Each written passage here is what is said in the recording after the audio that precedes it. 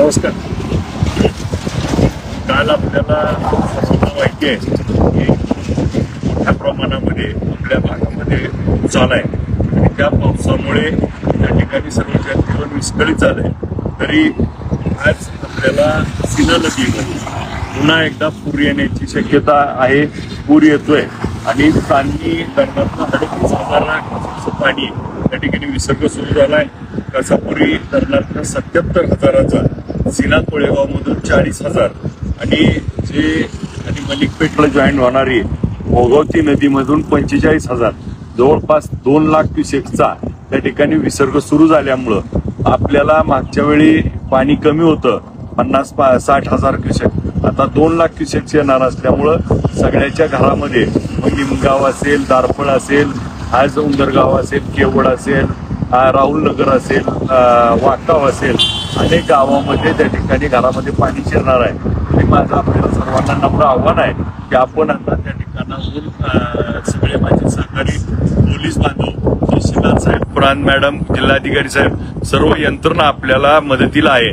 आपण घरातून त्या ठिकाणी बाहेर जावं, आपल्या घरातून बाजूला घ्याव्या.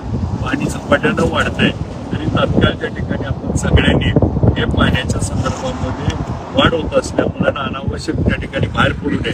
पुराचं प्रमाण मोठं असल्यामुळं काही तरुण मुलांना माझं आव्हान आहे की तुम्ही पुरामध्ये कुठलंही धाडस करायला उतरू नका, होऊ नका. आणि पाण्याचं त्या ठिकाणी मोठ्या प्रमाणात येते. शेतकऱ्यांना देखील या निमित्तानं आव्हान आहे, आपल्या जनावरांची काळजी घ्या, जनावर आपली सुरक्षित ठिकाणी हलवा. आपल्याला आपली कोणाची जीवितहानी होणार नाही, जनावरांची जीवितहानी होणार नाही. आणि आज आपले पंचनामे करत असताना आज आपले पंचनामे चालू होते, परंतु पुन्हा एकदा पूर आल्यामुळं आज सगळी यंत्रणा पंचनाम्याऐवजी या लोकांना मदतीला आहे. त्यामुळं पुराचं पाणी कमी झाल्यानंतर पुन्हा पंचनामे चालू होते. पंचनाम्याचा आग्रह आता लगेच 4 दिवस, परंतु आज आपण सगळेजण मिळून आपल्या ज्या अडचणीतल्या लोक आहेत त्यांना मदत करण्यासाठी आपण सगळ्यांनी यावं. आपल्या सर्व गावगावचे तरुण सर्वांनी यामध्ये हिरिरीने भाग घ्यावा. आम्ही देखील यामध्ये आपल्या सगळ्या सोबत आहोत. आता आपल्याला कोणाला काही प्रसंग असेल, अडचण असेल तर त्या ठिकाणी माझ्याशी संपर्क करा. तहसीलदार साहेब आहेत, PI NDRFचे जवान आपण त्या ठिकाणी भाग घेतो. सगळेजण आपल्या सेवेत आहे. मी दाखवू नका, आपल्याला या पाण्यापासून सुरक्षित अंतरावर जावा आणि आपल्याला काही आवश्यक असल्यास मला संपर्क करा. आम्ही आपल्या सेवेत आहोत. मला त्या ठिकाणी आपण सगळ्यांनी काळजी घ्यावी आणि कुठलंही उल्लडबाजी कुणी तरुणांनी करू नये ही सर्वांना नम्र विनंती.